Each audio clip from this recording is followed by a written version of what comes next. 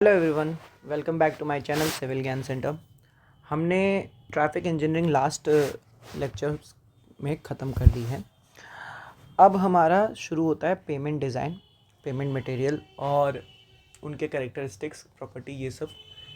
हमने लगभग 80% of the highway engineering ख़त्म कर दी है। अब ये हमारे बचे हुए 20% में से हैं, लेकिन ये भी बहुत इंपॉर्टेंट है, इनसे क्वेश्चंस बहुत पूछे जाते हैं। तो चलिए पेमेंट डिज़ाइन शुरू करते हैं आज के लेक्चर से। सबसे पहले दो तरह के पेमेंट हम लोग को देखने को मिलते हैं, एक फ्लेक्सिबल पेमेंट, एक रिजिड पेमेंट।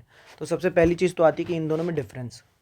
तो फ्लेक्सिबल पेमेंट जो होता है उनमें उनके अंदर फ्लेक्सरल रिजिडिटी क्या होती है, E/I। इनके अंदर फ्लेक्सरल रिजिडिटी बहुत कम होती है, नेग्लिजिबल होती है, इनके अंदर होती है रिजिड पेमेंट के अंदर। बात करें नंबर ऑफ लेयर्स की, तो इसमें जो रोड होता है उसमें सब ग्रेड, फिर उसके ऊपर सब बेस कोर्स, फिर उसके ऊपर बेस कोर्स, फिर सबसे ऊपर surface course.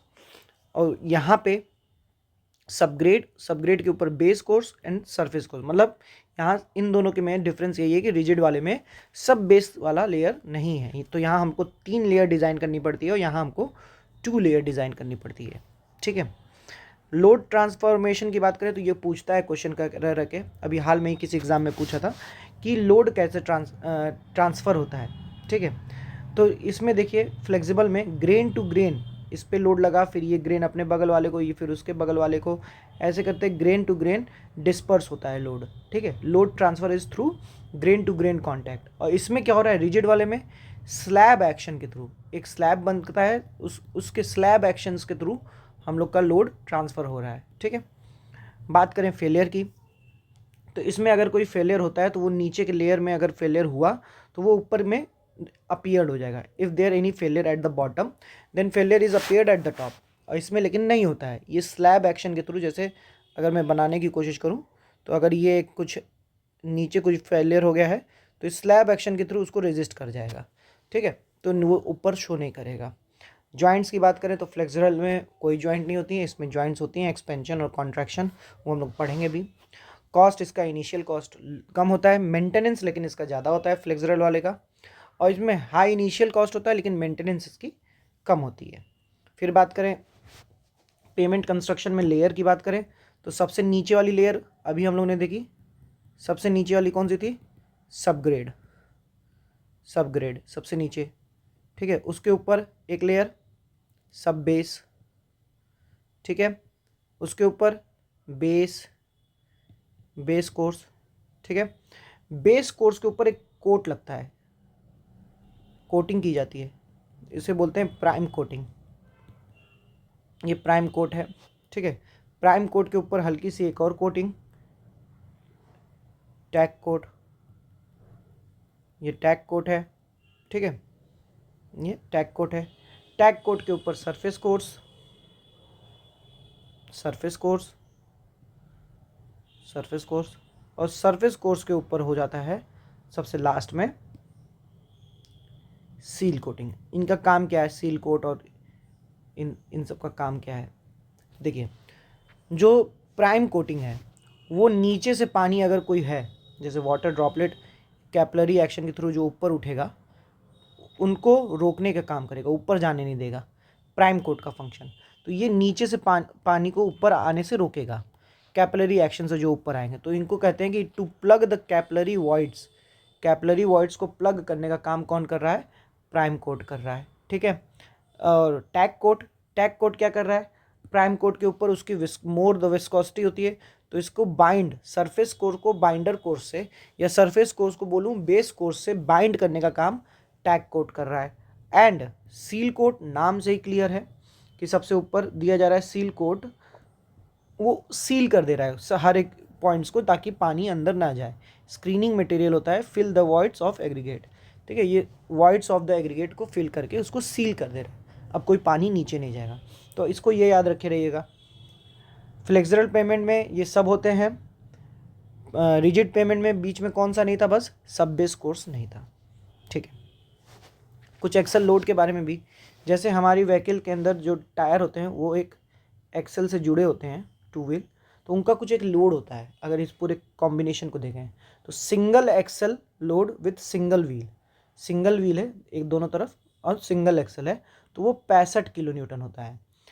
Single axle load with double wheel ये 80 किलो न्यूटन होता है और इसी को स्टैंडर्ड एक्सल लोड भी बोला जाता है।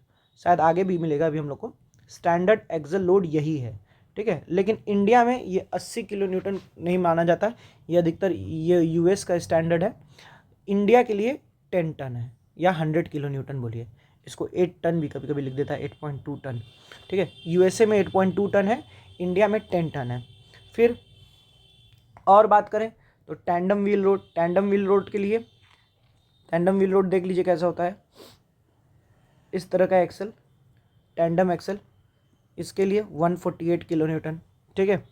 आगे बात करें ट्राइडेम एक्सल, ट्राइडेम एक्सल में 224 किलो न्यूटन, इसको हम लोग टन में लिखना चाहेंगे तो 22.4 टन, इसको 14.8 टन, ऐसे ऐसे आएगा, ठीक है।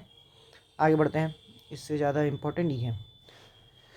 तो चलिए, डिज़ाइन ऑफ फ्लेक्सिबल पेमेंट, सबसे पहली चीज़ तो देखिए, फ्लेक्सिबल पेमेंट को पढ़ने से मतलब डिज़ाइन करने से पहले कुछ इंपॉर्टेंट चीज़ें, जैसे स्टैंडर्ड एक्सल लोड क्या था वो अभी हम लोगों ने देखा, या तो हम 8170 kg बोले या 8.2 टन बोले या 80 किलो न्यूटन बोले, लेकिन इंडिया में इस्तेमाल क्या होता है 10 टन, ठीक है। IRC बोलता है कि 10 टन इस्तेमाल करो इंडिया में फॉर स्टैंडर्ड एक्सल लोड। फिर आता है दूसरा term rigidity factor. Rigidity factor क्या होता है, ये ratio of contact pressure and tyre pressure, contact pressure और टायर प्रेशर का रेशियो होता है। इसका डिज़ाइन के लिए हम लोग 7 kg पर सेंटीमीटर स्क्वायर लेते हैं, ठीक है।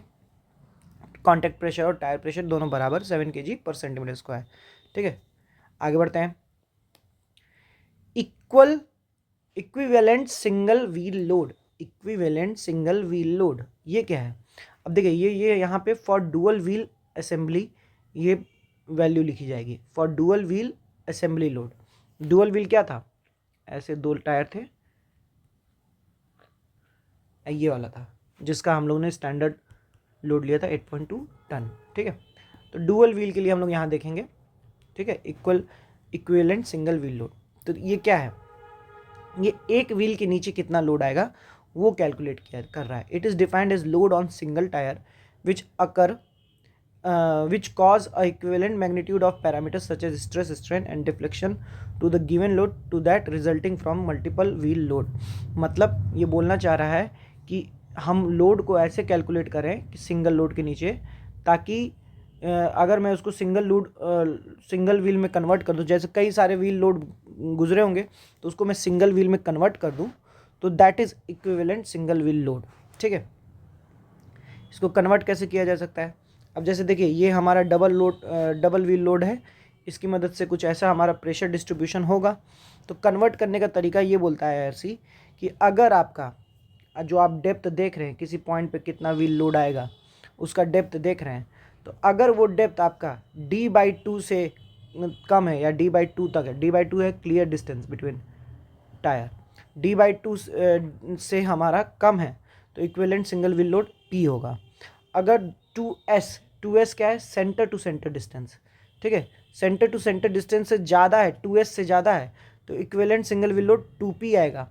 और अगर इन दोनों के बीच में तो लॉगरिथमिक वेरिएशन होगा, log 2P, मतलब दोनों के लॉग वैल्यू का लीनियर वेरिएशन, दोनों के लॉग वैल्यू का लीनियर वेरिएशन, ये याद रहे, ये पूछ देता है कभी कभी, ठीक है। कि अगर हमारा डेप्थ अप टू D/2 है, अगर हमारा डेप्थ अप टू D/2 है तो equivalent single wheel load P। अगर हमारा डेप्थ 2S से ज़्यादा हो गया, जो डेप्थ हो रहा है वो 2S से ज़्यादा हो गया तो 2P। और अगर हमारा डेप्थ D/2 से 2S है तो लॉगरिथमिक वैल्यू इसके लीनियर होंगे, तो log 2P minus log P upon log 2S minus log D/2 equal to log P2 जो हमें कैलकुलेट करना है upon log minus log P upon log Z minus log D/2, ठीक है। तो ये कुछ इस प्रकार से ग्राफ में भी आप समझ सकते हैं कि हमारा D/2 तक केवल P था और 2S के ऊपर 2P हो गया है और बाकी लीनियर वेरी है, ठीक है। तो ये हो गया। अब अगला टॉपिक बचता है हमारा, इसमें cumulative number of standard axle load, इसको थोड़ा डिटेल में देखते हैं, इसलिए अगले वीडियो में इसको देखेंगे। होप करता हूँ आपको वीडियो अच्छी लगी हो। ये एक बेसिक इंट्रोडक्शन वीडियो था पेमेंट डिज़ाइन का। अब हम धीमे धीमे आगे फ्लेक्सिबल पेमेंट और रिजिड पेमेंट को पढ़ेंगे। तो मिलते हैं आपसे अगले वीडियो में, तब तक के लिए रिवीजन करते रहिए और पढ़ते रहिए। धन्यवाद।